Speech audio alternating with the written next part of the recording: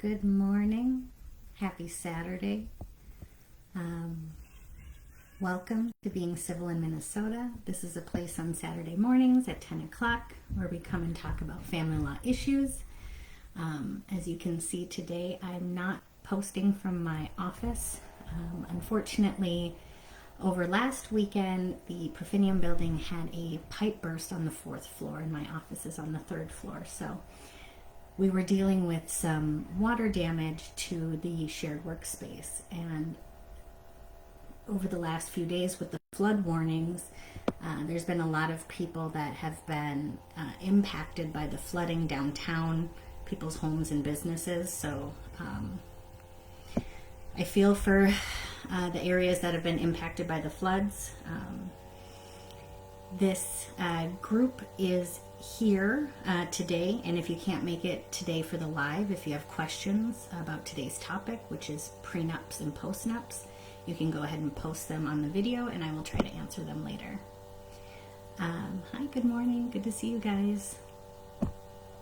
So what this is not intended to be legal advice. I do not become your attorney by providing this free legal information. I think people should have resources. I think there's a lot of good information out there, but there's also a lot of misinformation out there.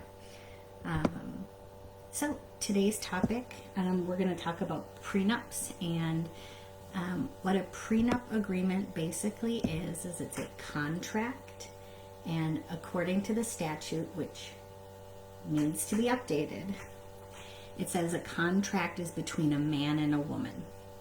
Again, the legislature may want to consider updating 519.11. Two consenting adults who enter into a contract, they can do that before you marry. And why would you want to, this is love. I love them. Why would I ever need a contract? Well, the reason why you need a contract, or could you need a contract, varies between family to family. Hopefully, when you go into a marriage, you know the person you're marrying, you know their financials, you know their debts, their liabilities, you know their income, maybe you even know how many kids you guys want or where you want to live. A lot of this stuff should be talked out ahead of time, and I think our culture is shifting towards a more proactive than a reactive place for individuals and families because divorce can be so messy. A lot of us are coming from a generation of divorced parents, perhaps seeing what went on. Hey, good morning. Why don't you bop on and say hi in the comments so I can see who's here? You may have gone through really, as a child, seeing divorce. And my parents got divorced when I was very, very young. Also, when I got married, I went to law school and I didn't have the money to put myself through law school. But my fiance and I decided that we wanted me to go to law school together and it was going to benefit us both. So we agreed to a prenup. They had a family business. And so we just kind of talked about it like, all right, well, what does happen if we divorce? Which unfortunately did happen.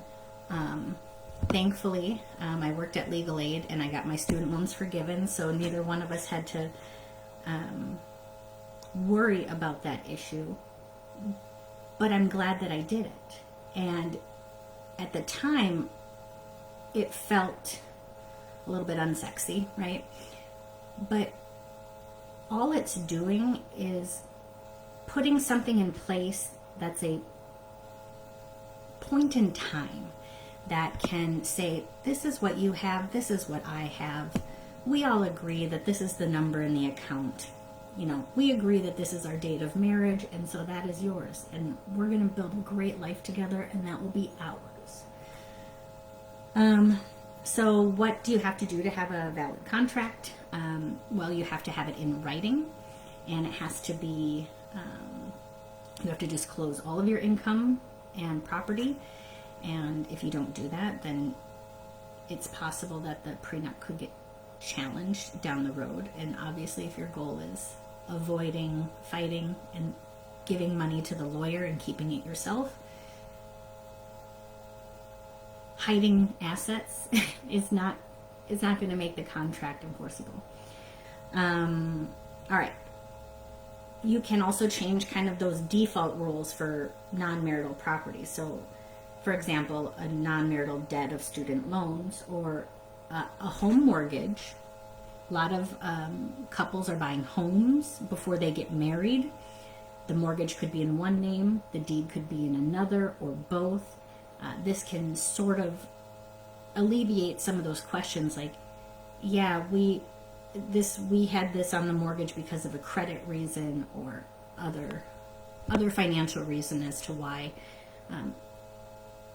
you may have put the asset in one name or the other, but that you're both contributing to the purchase of a home. So that's something else that I had put in my own prenup, is that we had bought a house before we got married, and so we wanted to make sure that if something happened, that was reflected in what our understanding was about what our life was going to be like. Now, it doesn't have to be, a lot of people take a prenup very personally. It's really intended to be sort of just a balance sheet. Like I said, just sort of a point in time that kind of says this is where things are at, and should things go south, this is what should happen. One good example is a family heirloom. If something happens, you want to make sure that you're able to continue to pass down that family heirloom to your next generation. And I'm not talking necessarily about an engagement ring or anything that specific, but even a table or a hut or a painting. You want to make sure that the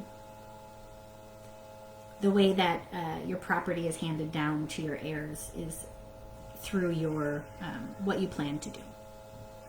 So what happened if you didn't have time to get a prenup, or you were like, I didn't think about it because I thought prenups meant I didn't love them, or that I planned on divorcing them. Not true. It's not too late. If you're married and you think that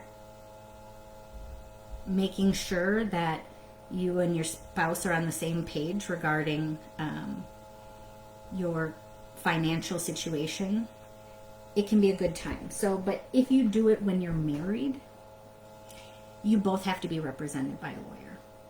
And that's because I think it's because there's a general understanding that we want to make sure that people are not put in a situation where they feel pressured into doing something.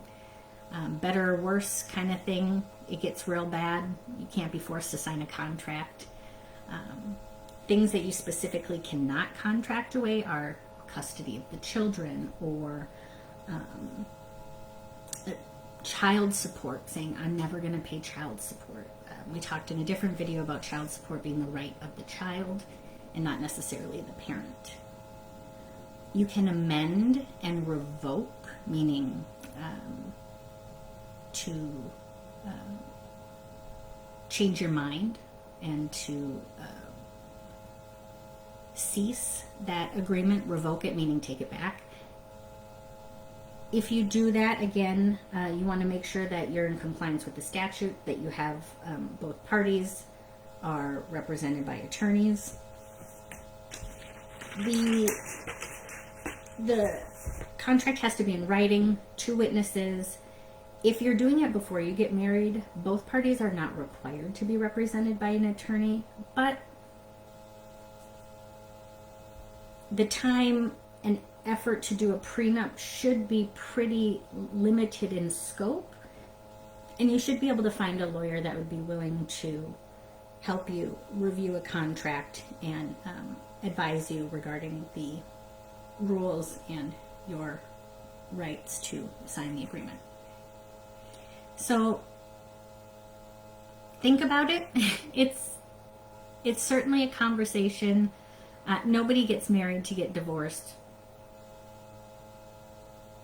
Okay, I think some people may get married strategically, but most people don't get married to get divorced. So you want to make sure that you do plan for the unplanned. I don't think any of us knew that there was going to be a pandemic. That changed a lot of things for people.